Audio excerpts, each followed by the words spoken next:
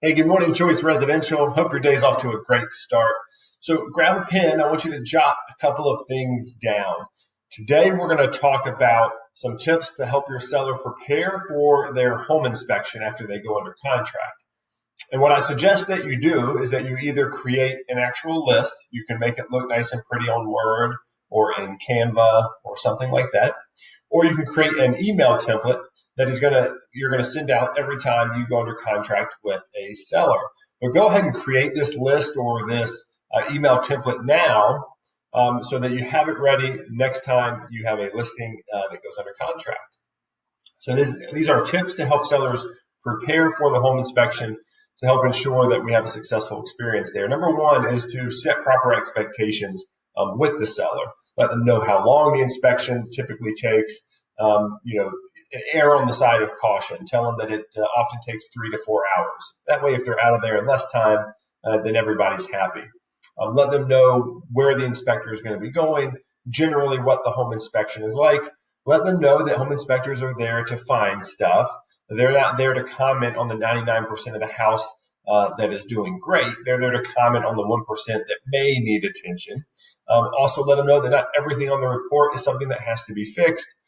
Remind them that this is all a negotiation and nobody is there to bash their house. Okay, so set those expectations so that the seller is not upset when you do finally get the report and the repair request and you start that process. Okay. Number two, have the seller move items away from areas that the home inspector is going to need to access. So this includes moving items away from the foundation wall in the garage, because the termite inspector is going to need to see all the way around the foundation wall in the garage. So move items away as best that they can. The inspector doesn't necessarily have to be able to walk as much as be able to just visually see. Make sure items are moved away from the water heater, from the main electrical panel, and that there's no lock on the main electrical panel, both for the sub panel inside and the main panel that may be on the outside of the house. Sometimes sellers will have locks on that. Make sure those locks are removed.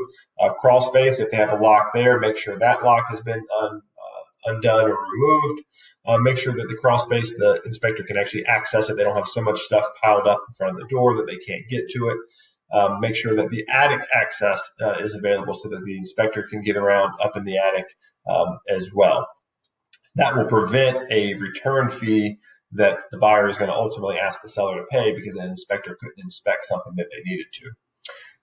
Also, if the seller has any complicated, or if the home rather has any complicated systems that the seller needs to explain, either have them meet the inspector when he arrives to explain it or leave instructions. So this could be anything. If you have a complicated lighting system, for instance, that's on a smart hub, and the inspector needs to know what to do in order to test the lights in any given room, make sure that instructions have been given to the inspector on how to do that so that the report doesn't just say that it was inoperable at time of inspection. All right. Another good idea is to have the HVAC system actually serviced ahead of time. And you could provide, if it's a clean report or if a repair was needed and you made those repairs or the seller made those repairs, you could provide that information to the buyer. That might prevent them from having their own HVAC inspection done where something may turn up that needs to be corrected. But this way you also have a licensed professional's opinion of the system, which trumps anything that the home inspector might say.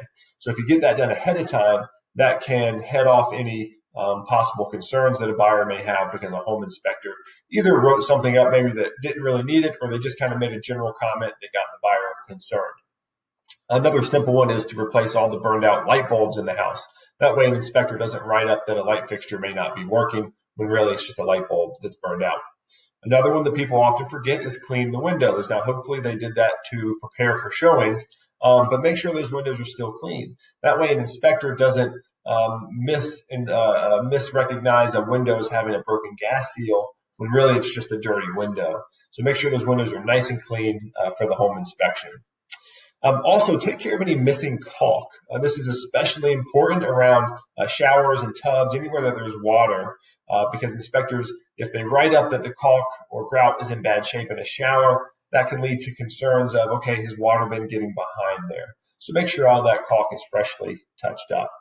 And then the last thing is if there are any stains in the ceiling from where there may have been a previous leak, either a roof a tub or a water heater or whatever it may be, and that has been fixed. The source of the water has been fixed, but the seller never actually repaired that stain. Again, if it wasn't done as part of prepping the home for the market, it's a good idea to have that done before the inspection. That way the inspector doesn't call that out. And any repair invoices that go along with having made that repair, make sure you've got those available to share with the buyer in case the inspector sees that it had been recently painted and questions that.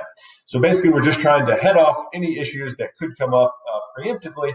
That's going to help make for a better inspection process for both the buyer and the seller, and of course for everyone else involved. If you have any questions or other tips that you find helpful in preparing your sellers for the inspection, please comment below or let me know. I'd love to share them with everybody else. All right, guys, have a fantastic day, and we'll talk to you again soon.